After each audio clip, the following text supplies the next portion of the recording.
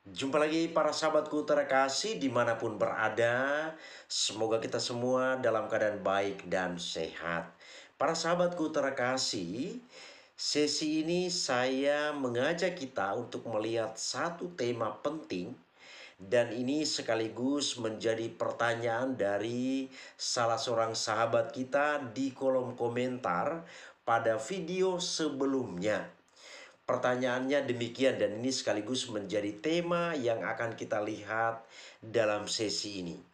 Yakni mengapa ada Natal kedua, atau dengan bahasa lain, apa yang dimaksudkan dengan Natal kedua. Dan ini nantinya kalau kita perhatikan ketika peristiwa Paskah atau perayaan Paskah, ada juga di sana nanti disebut dengan Paskah kedua. Dan ini sudah biasa kita dengar dalam pendengaran kita.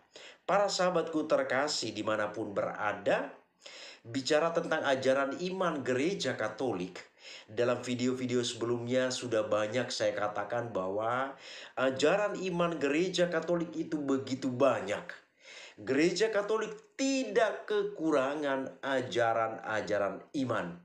Dan semua ajaran iman itu tentu punya dasar yang jelas, kemudian punya tujuan, punya manfaat yang jelas bagi umat beriman Katolik. Para sahabatku terkasih, perayaan-perayaan juga kita lihat dalam gereja Katolik begitu banyak. Mulai dari Januari sampai Desember, selalu ada saja perayaan iman yang dirayakan. Dari sekian banyak perayaan iman, ada dua perayaan besar yang setiap tahunnya dirayakan oleh umat beriman Kristiani, teristimewa mendapat perhatian secara khusus dalam gereja Katolik, yakni perayaan Natal dan Paskah. Inilah dua perayaan besar yang ada dalam gereja Katolik. Kita lihat seperti saat-saat ini kita sedang dalam masa Natal. Dan tradisi tentang Natal ini jelas dan semuanya ini bermula dari tradisi dalam gereja Katolik. Maka saya pernah katakan orang di luar sana itu ikut-ikutan merayakan. Yang tahu jelas, tahu persis tentang tradisi ini adalah gereja Katolik. Para sahabatku terkasih, bicara tentang Natal, Natal itu kita selaku umat beriman Kristiani merayakan peristiwa kelahiran Yesus Kristus, Sang Juru Selamat ke dunia. Sementara itu perayaan Paskah adalah kita merayakan peristiwa Yesus menjalankan peristiwa sengsara, wafat, dan kebangkitan. Jadi peristiwa kebangkitan yang kita rayakan pada saat Paskah. Nah, uniknya di sini adalah dari sekian banyak perayaan yang ada di dalam gereja itu, hanya ada dua perayaan yang memiliki oktav. Jadi hanya ada dua perayaan yang di dalamnya ada istilah oktav. Itulah perayaan Natal, demikian juga perayaan Paskah nantinya. Jadi ada oktav Natal, ada juga oktav Paskah. Para sahabatku terkasih, barangkali kita bertanya, apa itu oktav? Dan ini nantinya akan bisa memberikan penerangan atau penjelasan sekaligus menjawab pertanyaan kita pada sesi ini. Oktav itu, kata oktav sendiri berasal dari kata bahasa Latin, dari kata octo, yang berarti delapan atau kedelapan. Jadi kita dalam gereja Katolik itu banyak istilah berasal dari kata bahasa Latin. Dari kata bahasa Latin. Jadi oktav itu dari kata bahasa Latin octo yang artinya delapan atau kedelapan. Nah, kalau kita hubungkan dengan oktav Natal, apa kira-kira maksudnya di sini? Oktav Natal adalah perayaan selama 8 hari yang dimulai dari hari raya Natal tanggal 25 Desember dan berakhir pada tahun baru tanggal 1 Januari. Oktav Natal dirayakan untuk memperpanjang sukacita Natal agar tidak selesai pada tanggal 25 Desember saja. Jadi kalimat ini sangat penting para sahabatku terkasih, yang ini akan mengantar kita untuk memahami judul atau tema yang kita lihat pada sesi ini. Saya ulangi kalimat ini. Oktav Natal dirayakan untuk memperpanjang sukacita Natal agar tidak selesai pada tanggal 25 Desember saja. Selama oktav Natal, umat beriman Kristiani mendaraskan Gloria setiap hari dalam misa. Gloria itu adalah kemuliaan, lagu kemuliaan. Dan secara umum dianggap sebagai hari pesta besar. Hari raya itu sendiri dianggap sebagai hari pertama dan diikuti oleh 6 hari yang disebut hari-hari dalam oktav. Kemudian hari ke-8 atau oktav dirayakan dengan kehikmatan yang lebih besar daripada hari-hari dalam oktav itu. Sekarang pertanyaan kita, mengapa 8 hari? Para sahabatku terkasih, Gereja Katolik dalam melakukan sesuatu atau ajaran-ajaran yang ada di dalamnya itu selalu memiliki dasar yang jelas. Maka kita lihat di sini. Angka 8 dianggap melambangkan kesempurnaan atau istirahat. Saya ulangi kalimat ini. Angka 8 dianggap melambangkan kesempurnaan atau istirahat. Apa maksudnya di sini? Kita lihat, ini juga berhubungan dengan kebiasaan pada atau dalam hari raya bangsa Yahudi atau agama Yahudi. Seperti pertama, sunat bagi anak laki-laki Yahudi dilaksanakan pada hari ke-8. Yang kedua, hari raya Pondok Daun berlangsung selama 7 hari dan diakhiri dengan upacara hikmat membentuk 1 oktav. Yang ketiga, hari raya pentahbisan dan penyucian bait suci atau bait Allah berlangsung selama 8 hari. Tentang bait Allah ini saya pernah jelaskan pada sesi sebelumnya. Bait Allah ini merupakan pusat peribadatan agama Yahudi. Jadi kalau kita lihat dalam agama Yahudi itu ada 2 nama tempat ibadat mereka. Yang pertama bait suci atau bait Allah, yang kedua sinagoga. Bait Allah itu adalah tempat pusat peribadatan dan itu hanya ada 1 di Yerusalem. Kemudian sinagoga itu adalah tempat ibadat yang ada di wilayah-wilayah, maka jumlahnya lebih banyak. Bait Allah hanya 1, sementara sinagoga itu jumlahnya banyak.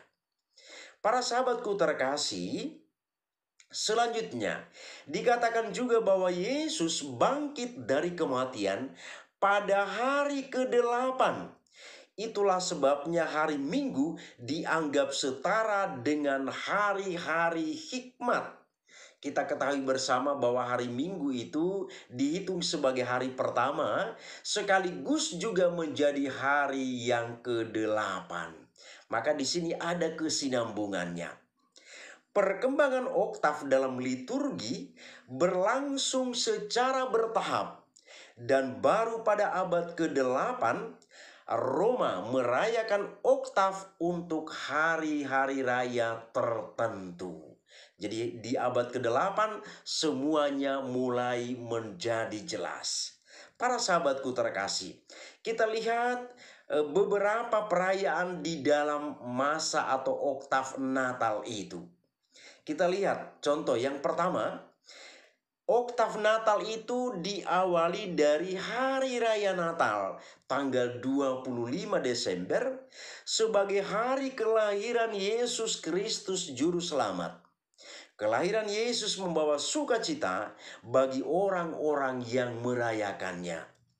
Kemudian hari oktav atau hari kedua oktav Natal, yaitu tanggal 26 Desember, adalah pesta Santo Stefanus sebagai martir pertama atau protomartir, maaf. Sukacita Natal segera disusul dengan kesengsaraan sang martir. Hal ini merupakan antisipasi sang bayi yang juga akan mengalami kesengsaraan di Kalvari. Jadi ini kita lihat dengan jelas peristiwa kesengsaraan yang dialami oleh Yesus Kristus di kayu salib di Kalvari. Kemudian hari oktav yang ketiga dari Natal adalah tanggal 27 Desember, adalah pesta Santo Rasul Yohanes, atau saya ulangi, pesta Rasul Santo Yohanes Penginjil. Hal ini menggambarkan sang bayi adalah juga penginjil, yakni pewarta kabar gembira untuk orang yang mendengar berita kelahirannya. Yohanes Penginjil mewartakan Kristus sebagai warta kabar gembira bagi kita. Kita lihat hari keempat oktav Natal, yakni tanggal 28 Desember, adalah pesta kanak-kanak suci. Kanak-kanak yang dibunuh oleh Herodes dan bala tentaranya ketika ia mencari-cari sang penyelamat yang baru saja lahir. Kanak-kanak itu bagaikan martir yang membentengi sang bayi dari orang-orang jahat di dunia ini. Dan seterusnya hingga akhirnya oktav Natal itu diakhiri dengan Hari Raya Santa Maria Bunda Allah yang dirayakan pada tanggal 1 Januari. Bertepatan dengan tahun baru, awal tahun, kita memohon kepada Allah melalui perantaraan Bunda Maria, perjalanan hidup kita di tahun yang baru ini. Ini luar biasa para sahabatku terkasih. Jadi ini adalah perayaan-perayaan yang ada di dalam oktav Natal itu. Jadi sampai hari oktav yang terakhir, yang ke-8 itu adalah perayaan atau hari raya Santa Maria Bunda Allah. Gereja Katolik itu kental dengan Bunda Maria. Jadi gereja Katolik itu berdoa bersama Bunda Maria. Jadi bukan berdoa kepada Bunda Maria. Bunda Maria bukan Allah. Bunda Maria juga adalah seorang manusia, tapi manusia yang suci hatinya. Dan bersama dengan Bunda Maria yang sudah merupakan orang kudus, orang pilihan Allah, kita berdoa memohon kepada Allah untuk kehidupan kita. Jadi inilah uniknya sekali lagi para sahabatku terkasih dalam gereja Katolik. Gereja Katolik memiliki seorang bunda. Maka kita lihat gereja Katolik tidak tercerai-beraikan. Bayangkan anak-anak di dalam rumah kalau setia kepada ibunya, tidak menjadi anak durhaka, maka anak-anaknya akan terberkati.